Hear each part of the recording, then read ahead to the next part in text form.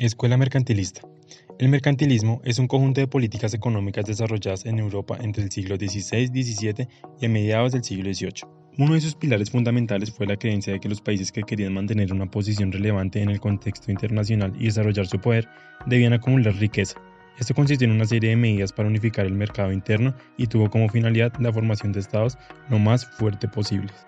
En cuanto a autores principales de esta escuela, tenemos tres, los cuales son Thomas Moon, el cual fue el director principal de las Indias del Oriental, fue uno de los pensadores mercantilistas más importantes. Otro autor que tenemos es Jean Colbert, el cual es el creador de las grandes manufacturas reales, cuyos productos de cuidada calidad estaban destinados a la exportación. Fomenta la creación de grandes empresas y compañías de Indias. Por último, Joshua Child considera que para mejorar la competencia internacional del país es necesario que los salarios y tipos de interés se mantengan bajos. Y como ideas principales tenemos que entre mayor la población, mayor es el beneficio económico y que el Estado regulaba y dirigía los esfuerzos nacionales para conquistar y acrecentar el acopio de metales preciosos mediante ordenanzas y adictos. Vamos a hablar de la escuela fisiocrática. En el contexto histórico, la fisiocracia, como se denomina esta corriente, fue una escuela de pensamiento económico fundada en el siglo XVIII por el economista francés François Quesnay. Esta corriente nace y se desarrolla exclusivamente en Francia como respuesta al mercantilismo y su ideología. La fisiocracia, nacida en 1750, fue una corriente de pensamiento económico la cual basaba su ideología principal en la escasa intervención del Estado en la economía. Uno de sus autores principales fue Pierre-Samuel Dupont. Pierre-Samuel Dupont fue un empresario y economista francés muy relacionado con François Quesnay. Elaboraron conjuntamente varias obras, en las que hay que destacar la fisiocracia. Sustituyó oficialmente al abad Nicolás en la dirección de las efemérides del ciudadano en 1769. François Quesnay fue un empresario y economista francés de la escuela fisiocrática, siendo de su profesión un médico cirujano.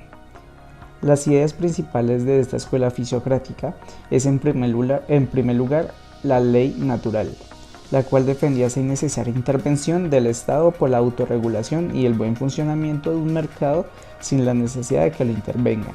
Para Quesnay, la agricultura, muy practicada en la economía por aquel entonces, era la única fuente de productos netos, es decir, Quesnay consideraba la tierra como la única fuente de riqueza, así como la agricultura siendo el multiplicador necesario.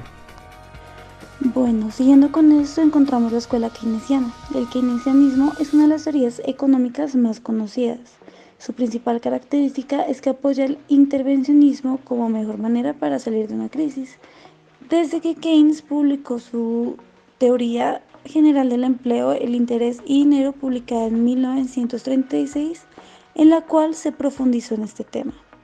Los autores principales son Rod Harrod, que es un economista inglés y pionero sobre la dinámica del crecimiento económico; Paul Samuelson, que es un economista estadounidense conocido por el planteamiento general del método de las estadísticas corporativas; y Gunnar Myrdal, que es un economista sueco y fue profesor de política y economía y se basó en la economía nacional.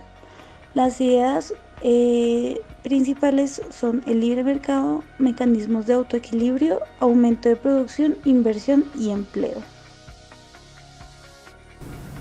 El contexto histórico del neoliberalismo data de la reestructuración de las formas estatales y de las relaciones internacionales después de la Segunda Guerra Mundial.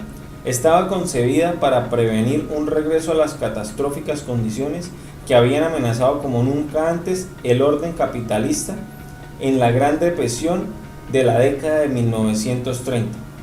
Sus principales autores son Herbert Spencer, Jacques Rueff, Friedrich Hayek,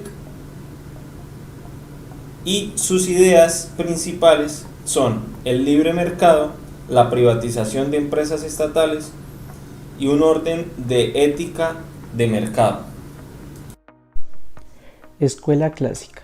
En el contexto histórico, la economía clásica es una escuela de pensamiento económico que se basa en la idea de que el libre mercado es la forma natural del funcionamiento de la economía y que ésta produce progreso y prosperidad. El inicio de este pensamiento económico se suele fijar en el año 1776, cuando se publicó la obra de Adam Smith, que se llama Una investigación sobre la naturaleza y causas de la riqueza de las naciones. Su desarrollo posterior se vio marcado por la época en donde el capitalismo era el sistema económico dominante y la revolución industrial generaba importantes cambios socioeconómicos. En cuanto a autores principales de la escuela clásica, tenemos tres. El primero es Adam Smith, el cual es uno de los economistas más famosos de la historia y es considerado el padre de la economía moderna. Tenemos a David Ricardo, que fue un economista inglés de origen judío, miembro de la corriente de pensamiento clásico económico y uno de los más influyentes. Y por último tenemos a Thomas Malthus.